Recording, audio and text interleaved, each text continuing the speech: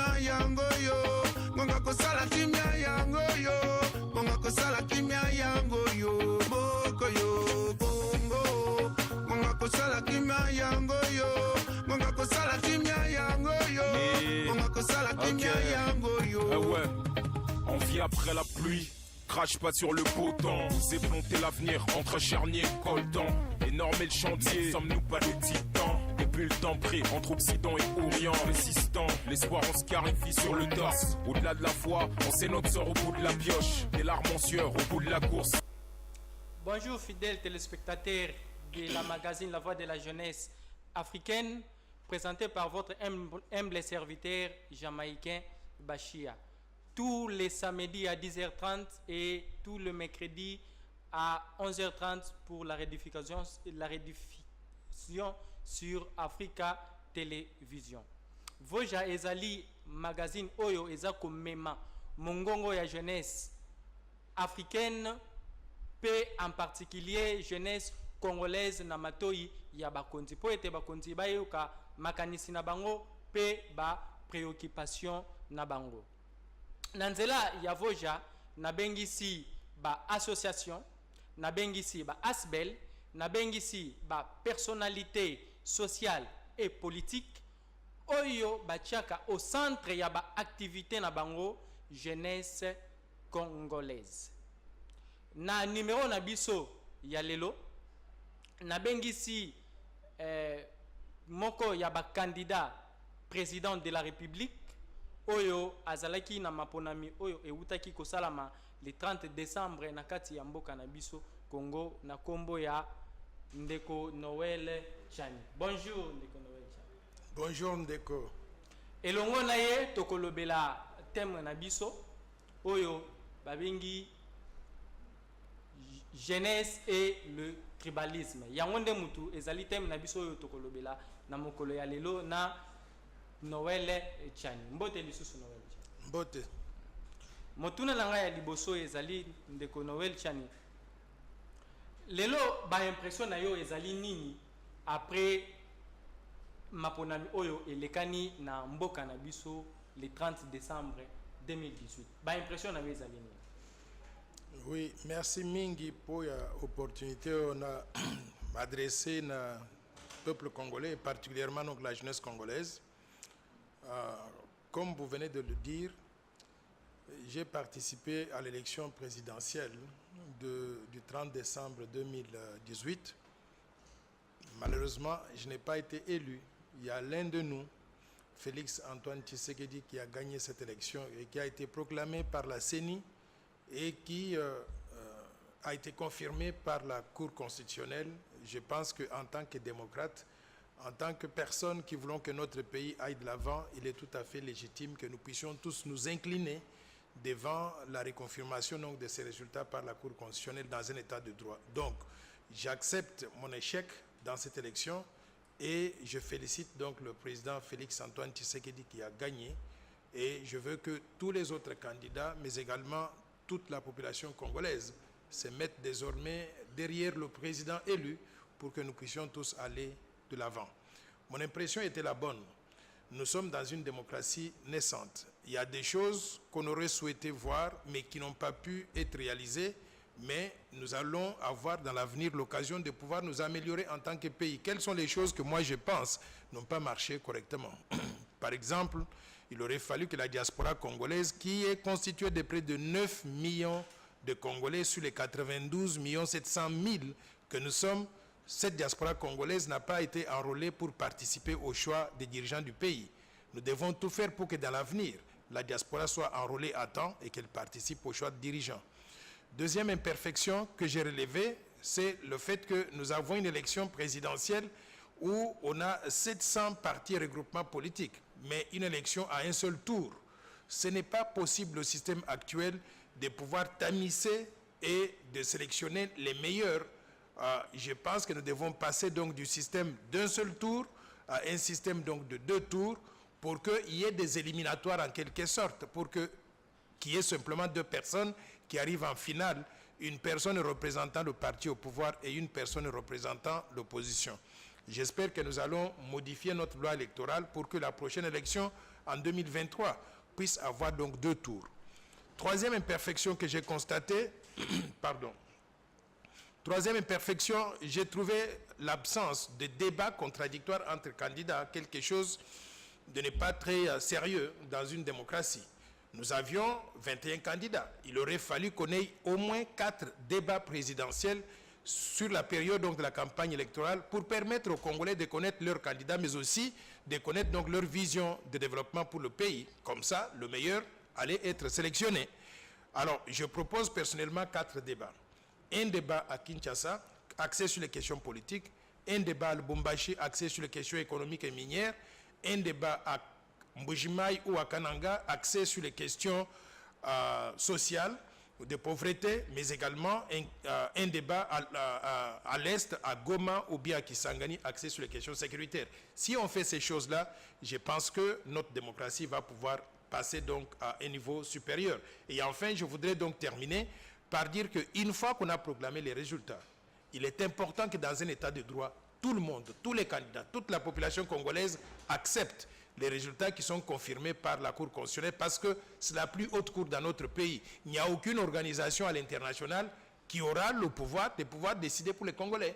On peut aller à l'organisation, à la Cour africaine donc des droits de l'homme, l'organisation des Nations Unies, toutes ces choses-là, c'est une perte de temps. Nous allons pouvoir rester dans le cadre donc, de la RDC, que les institutions congolaises, que nous devons solidifier, consolider, que ces institutions aient le pouvoir de pouvoir décider pour le peuple congolais. Merci, Chani. Mais concernant ce débat dont vous faites allusion aujourd'hui, c'est comme si la RTNC avait donné un programme bien détaillé par rapport au débat qui devrait se passer dans notre chaîne nationale. Mais aujourd'hui, vous déplorez qu'il n'y a pas eu ces débats. Mais au juste. Non, il y a eu à la RTNC et j'ai été invité, j'ai participé à cela. Il y a eu donc 2 sessions. Une session où on nous a accordé 15 minutes pour faire un message à la nation. Où vous parlez, personne ne vous pose des questions. Et je l'ai fait. Une deuxième, et d'ailleurs le jour que je le faisais, il pleuvait, donc les Congolais n'ont même pas suivi mon message parce qu'il y avait coupure d'électricité à travers toute la ville, à travers tout le pays. Deuxième opportunité qu'on m'a donnée, c'était de paraître devant 3 journalistes de la RTNC et aussi de la presse locale qui m'ont posé des questions pendant 90 minutes, questions axées sur ma vision de développement, sur les questions économiques, politiques, sécuritaires, culturelles, ainsi de suite. C'était une session utile. Mais ce à quoi j'ai fait allusion, c'est un débat où on aurait devant les journalistes ou le comité d'organisation 3 ou 4 candidats, par exemple, qui se confrontent entre eux-mêmes, chacun présentant au peuple congolais ce qu'il compte pouvoir faire pour offrir donc à la RDC un meilleur cadre de vie que ce que nous avons aujourd'hui. Merci, Ndeko Noël Chani. Mais aussi, nous avons vécu les élections dans notre pays. Nous avons déjà un président de la République élu. Mais maintenant, nous voulons savoir quel serait votre avenir politique après ces élections. Vous savez, moi, je ne suis pas un politicien. Je suis venu en politique par hasard parce que les politiciens ont échoué. Et je voudrais corriger ce qui n'a pas marché avec la gestion du pays par les politiciens. J'ai offert une vision de développement qu'on appelle le plan Marshall de Noël Tchani pour la reconstruction et le développement de la RDC, que je pense, s'il était mis en œuvre, ou si on le met en œuvre, nous allons sortir le Congo du sous-développement pour devenir pays émergent à l'espace de 15 ans. Nous allons sortir d'une situation où nous avons 85% de la population active au chômage, créer des emplois, des opportunités pour tout le peuple congolais. Nous allons sortir d'une situation où beaucoup de nos compatriotes n'ont pas accès à l'éducation et à la santé de qualité. On va créer la santé et l'éducation accessible donc à tous et nous allons améliorer les conditions sociales de tout le monde parce que je comptais pouvoir introduire un système de salaire minimum garanti que j'ai établi à au moins 1 000 $ par mois payable à tous les fonctionnaires de l'État, les policiers, les militaires, les enseignants, les médecins, tout le monde qui travaille sur l'état du territoire national. Malheureusement, ma vision n'a pas été comprise par le peuple congolais. Ils ont choisi quelqu'un d'autre qui présente aussi une autre vision de développement. Je m'incline donc devant tout cela. Alors, quel est mon avenir politique aujourd'hui? Je me suis rendu disponible à mon pays, tant dans le secteur public, mais également dans le secteur privé. J'espère qu'on va trouver un cadre pour que nous puissions continuer à contribuer aux efforts de développement du pays si le président actuel fait appel donc à nous dans un secteur tout comme dans l'autre. Mais si cela n'est pas le cas, rassurez-vous, je serai actif toujours aux côtés du peuple congolais, peut-être dans le privé, peut-être dans l'académie, peut-être dans le domaine donc, des organisations non gouvernementales, et pourquoi pas sur le plan international, d'où je suis venu. Vous savez, à vous entendre parler par rapport au salaire, ces salaires-là, c'est ça qui m'a vraiment frappé. Est-ce que, M. Tchani, seriez-vous vraiment à mesure, avec tout ce que nous connaissons dans notre pays, de pouvoir donner aux Congolais un salaire ou aux fonctionnaires de $1000? Je ne sais pas. Vous êtes magicien.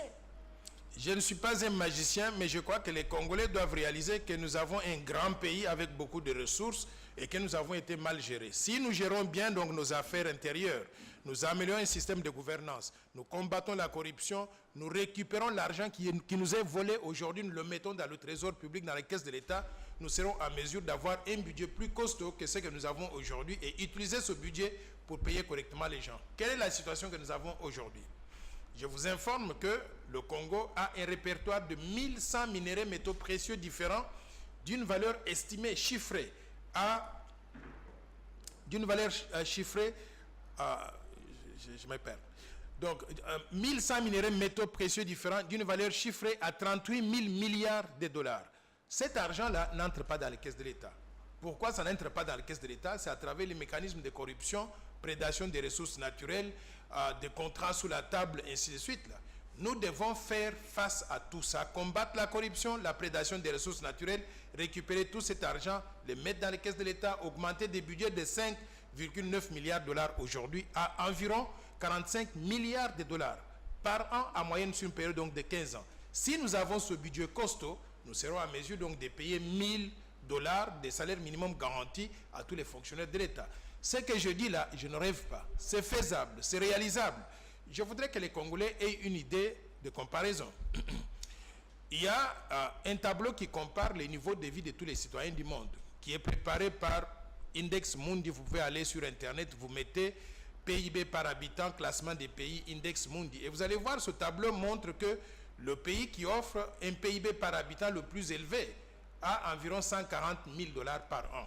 Et le Congo se trouve le dernier pays, littéralement, classé 224e sur 226 pays, avec un PIB par habitant de $458. Nous devons avoir honte de nous-mêmes, parce que nous avons tout plein de ressources naturelles que nous pouvons exploiter judicieusement au profit de tout notre peuple et arriver à réaliser un PIB par habitant beaucoup plus élevé que ce que nous avons aujourd'hui. Si on arrive à réaliser ce PIB beaucoup plus élevé, on arrive à mobiliser des ressources pour augmenter donc notre budget.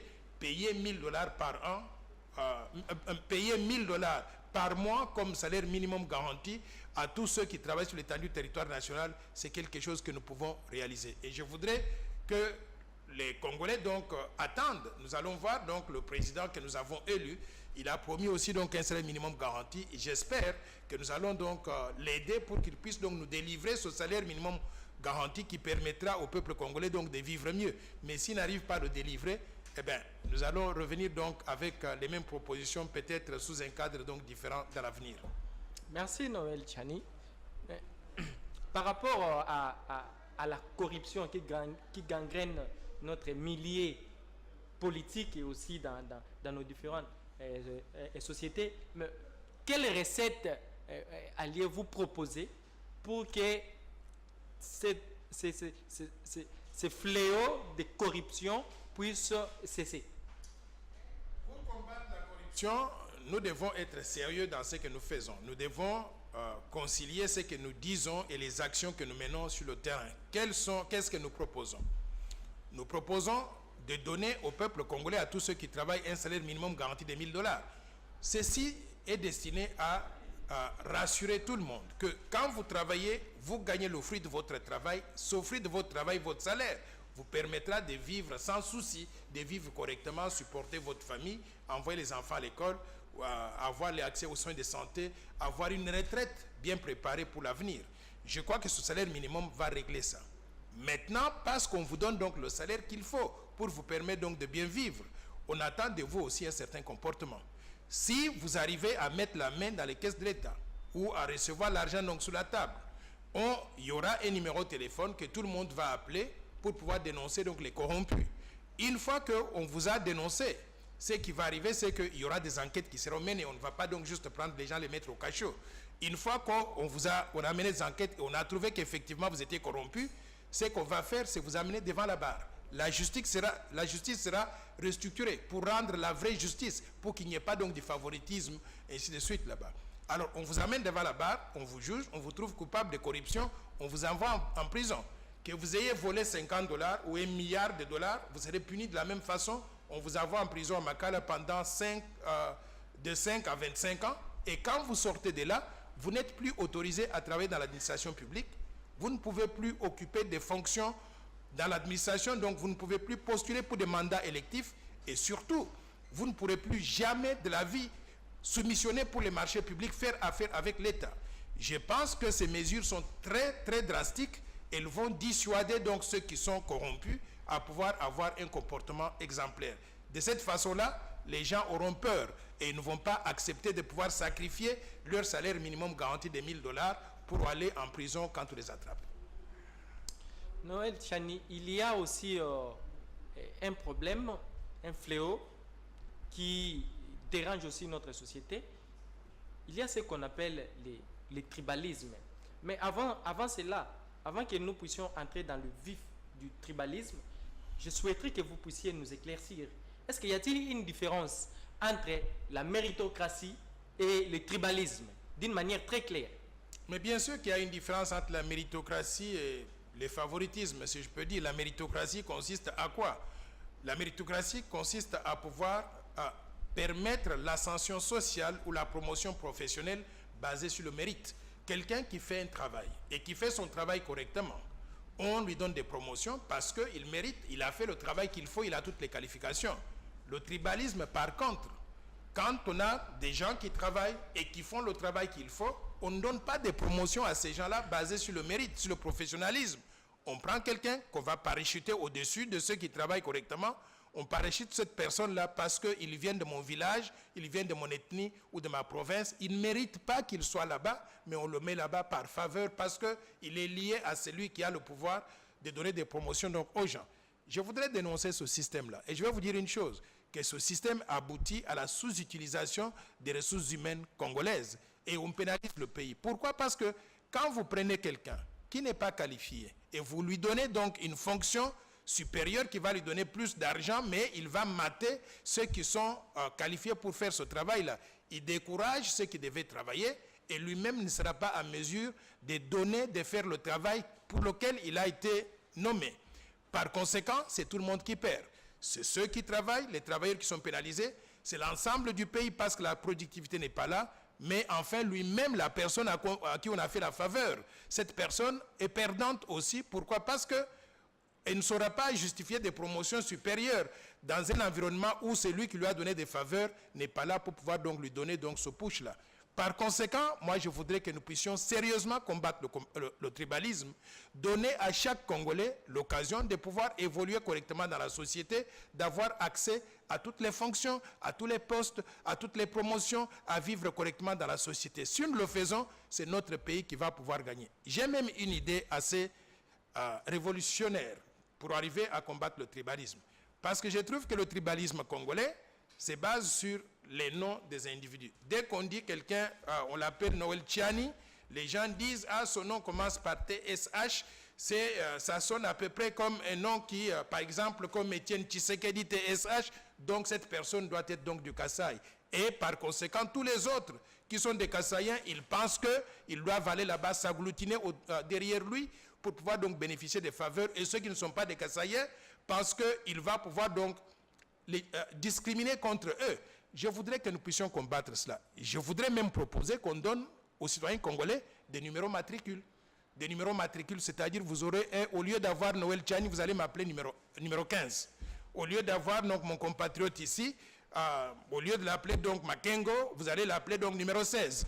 Au lieu d'avoir donc un troisième, on va aller jusqu'à 92 700 000. Et quand on va appeler chaque personne par un numéro matricule, il ne sera pas possible de pouvoir lier la personne à une province ou une ethnie. S'il faut le faire, je préfère qu'on le fasse parce que je crois sincèrement que le tribalisme est mauvais. Il aboutit à la sous-utilisation des ressources humaines. Il ne permet pas l'avancement donc de chacun de nous dans la société. Et surtout, Il ne permet pas donc au Congo de pouvoir se développer comme il se doit. Merci Noël Tchani. Donc en tout cas, remplacer des noms par des numéros matricules, oui, c'est aussi une idée. Mais est-ce que par là, nous n'avions pas enfreint une loi qui confère à tout citoyen les droits d'avoir un nom? Oui, bien sûr. J'ai donné cet exemple-là pour vous dire que je suis prêt à combattre le tribalisme par tous les moyens. On ne va pas remplacer les noms par les prénoms, mais il faut qu'on éduque la population pour qu'elle comprenne que le tribalisme est mauvais et que tous les citoyens congolais sont les mêmes et qu'ils ont droit aux mêmes facilités. Et surtout, je souhaiterais que les Congolais comprennent une chose, que quand vous êtes originaire d'une province, par exemple, vous êtes né dans l'Omami, vous avez droit de quitter l'Omami, d'aller vous installer à Chouapo si vous souhaitez vivre là-bas, ou aller donc au Congo central, aller vivre là-bas. Celui du Congo central peut venir s'installer donc à Kananga ou dans le Kasaï central. C'est son pays. Chacun de nous doit être libre de faire ça. Je vous informe que moi j'ai vécu aux États-Unis pendant plusieurs décennies.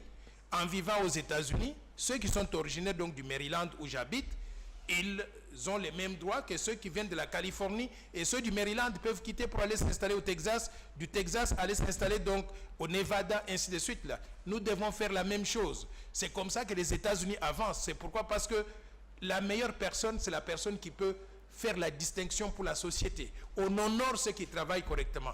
Je voudrais d'ailleurs vous parler d'une expérience personnelle. Pendant la campagne présidentielle, j'ai bénéficié de l'assistance de notre gouvernement qui m'a donné 25 policiers pour assurer ma garde. J'avais peur des policiers au départ parce que j'ai entendu beaucoup de crimes qui sont commis par des policiers dans la ville. Je leur ai dit, mais vous êtes venus ici pour me protéger ou bien pour m'éliminer. Et j'ai trouvé qu'ils étaient gênés. Ce sont des compatriotes qui venaient de toutes les provinces. J'ai travaillé avec eux pendant 3 mois. À la fin, je les ai trouvés adorables. Et vous savez ce que j'ai fait? J'ai remis à chacun des policiers un brevet de mérite. Pourquoi? Parce qu'ils m'ont protégé. Ils ont fait ce qu'ils étaient supposés faire. Et la police congolaise doit être fière de ça. On doit pouvoir donc les récompenser pour avoir fait leur mission comme il se devait. Si nous faisons la même chose dans tous les secteurs, je vous assure que ce Congo va aller de l'avant. Mais si nous jetons un peu un coup d'œil à l'époque du feu maréchal Mobutu, vous savez qu'à l'époque, c'était... Vous pouviez être gouverneur, par exemple, gouverneur du Kasaï, mais vous êtes originaire de Bandundu. Vous pouviez être gouverneur du Katanga, mais vous êtes originaire du Kivu, par exemple.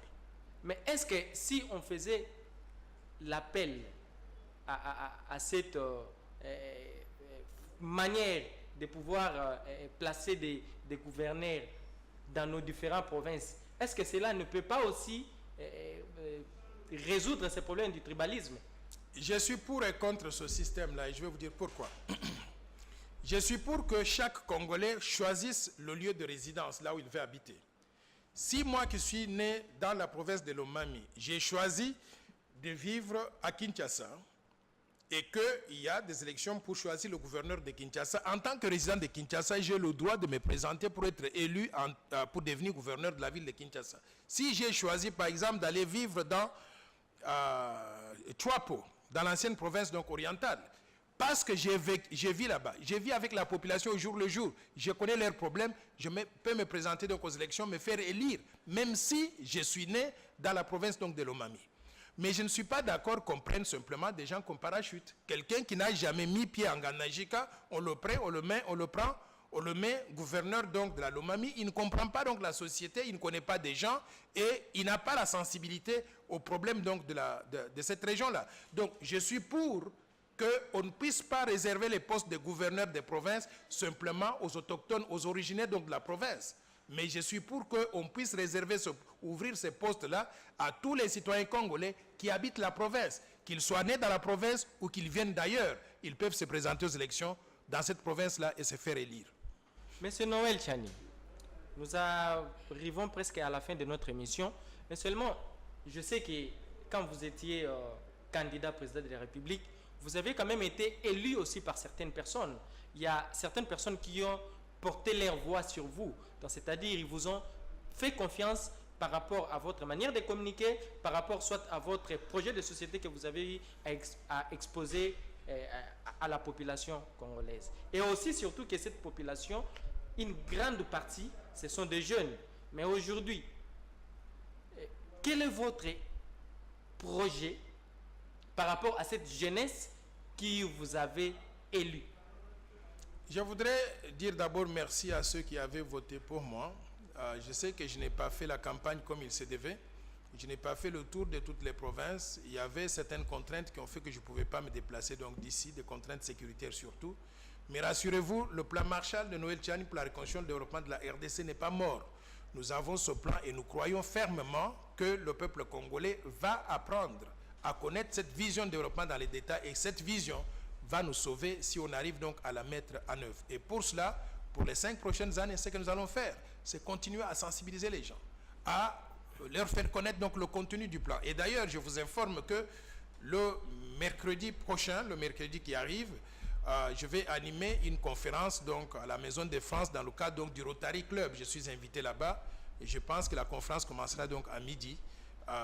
Ceux qui peuvent venir seraient donc les bienvenus, parce que nous allons encore une fois de plus présenter le plan Marshall dans les détails. Et nous allons faire cela, non pas simplement ici à Kinshasa, on va aller dans des différentes communes, on va aller dans des différentes provinces à travers tout le pays pour que le peuple congolais et surtout la jeunesse congolaise réalise que cette vision, si on la maîtrise, si on s'en approprie et on arrive donc à la mettre en œuvre maintenant ou quelque temps donc dans l'avenir, cette vision va faire passer notre pays du groupe des pays sous-développés pour devenir pays émergent en l'espace de 15 ans. Et je souhaiterais que nous travaillions tous ensemble en tant que jeunesse, que nous travaillions tous ensemble en tant que peuple donc du même pays, pour que cette vision puisse avoir le jour, pour que, à la fin de la journée, le Congo devienne un meilleur pays que ce que nous avons aujourd'hui.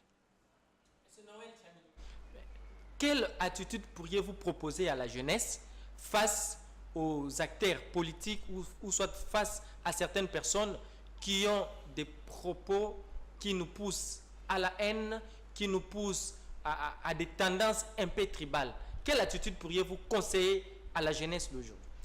J'ai suivi avec intérêt certaines déviations de langage faites par certains leaders politiques. Ce n'est pas parce qu'on est un leader politique qu'on peut se permettre n'importe quoi. On donne un mauvais exemple à la jeunesse. Je voudrais que la jeunesse soit non seulement regardante, mais qu'elle soit aussi très stricte dans le choix des futurs dirigeants. Vous nous connaissez tous. Vous connaissez des gens qui ont géré ce pays et qui ont mis notre pays donc à genoux. Quand vous voyez les mêmes personnes venir aujourd'hui essayer de vous inciter à la haine tribale, je pense que vous devez les sanctionner sérieusement. La meilleure façon de les sanctionner, c'est d'attendre le tour des élections pour ne pas voter pour eux. Nous sommes un grand pays, nous pouvons devenir un grand pays, un pays beaucoup plus grand que ce que nous sommes aujourd'hui, si on arrive à mobiliser toute la population congolaise et on travaille donc en paix, en sécurité. J'étais très indigné donc d'entendre des propos donc du genre que on va créer l'insécurité, on va organiser des manifestations à travers tout le territoire national, créer l'insécurité et l'instabilité politique de façon à faire fuir des investisseurs étrangers. Mais si on fait fuir des investisseurs étrangers, qu'est-ce qu'on réalise en réalité? On réalise la création du chômage. Parce que s'il n'y a pas d'investissement, on ne peut pas créer des emplois et c'est la jeunesse, c'est la population congolaise qui serait donc pénalisée. Je pense que des leaders qui tiennent de tels langages, il faut les mettre donc en garde que s'ils continuent donc à parler de cette façon-là, ils n'ont pas d'avenir politique donc dans ce pays ici. Moi, je vous dis une chose, je n'ai jamais participé à la mauvaise gouvernance du passé. Je n'ai jamais été impliqué dans la corruption, dans la prédation des ressources naturelles, dans les détournements des fonds publics, dans les assassinats, dans les fausses communes et tout ce que nous avons connu qui a cloué notre pays donc au sol. Je voudrais que vous puissiez regarder sérieusement des gens comme moi pour l'avenir de ce pays, parce que comme vous, je veux que le Congo puisse décoller et devienne donc un meilleur pays que ce que nous avons aujourd'hui. En tout cas, merci Noël Tchani, merci d'avoir répondu à notre invitation. Nous sommes très contents de vous avoir sur ce plateau. Bandeko Balandi, émission Nabiso Voja, la voix de la jeunesse africaine, magazine Nabiso. Tokomi na suka ya magazine Nabiso penza, mais kasi tosengi na ba oyo nyonso ba ko souhaiter koleka na magazine Nabiso po magazine Nabiso efongoli ba porte na yango na ba asbel, na ba association, na ba personnalité politique, paix sociale, oyo bazali na message to soit makanisi ya kotalisa na jeunesse na biso. Bokoki ko contacter biso na ba numéro na biso oyo ezali juste na ba ya écran. Bokoki ko komela biso sur WhatsApp, bokoki soit ko benga ou soit ko aimer page na biso Facebook oyo eza na kombo ya La Voix de la Jeunesse Congolaise. Oyo eza na logo ya Voja. Donc bokoki ko aimer page na biso wana pe botika ba suggestion na bino soit ba mituna na bino bolingi to tuna ba invité na biso. En tout cas pour na mokolo ya lelo to suki awa to mona ni semaine prochaine. Merci. Kimia yango yo, monga kosala kimia yango yo, monga kosala kimia yango yo, boko yo, bongo, monga kosala kimia yango yo, monga kosala kimia yango yo, monga kosala kimia yango yo. Ah ouais, on vit après la pluie. Crache pas sur le beau temps. C'est planter l'avenir entre charnier et coltan. Énorme le chantier, sommes-nous pas des titans?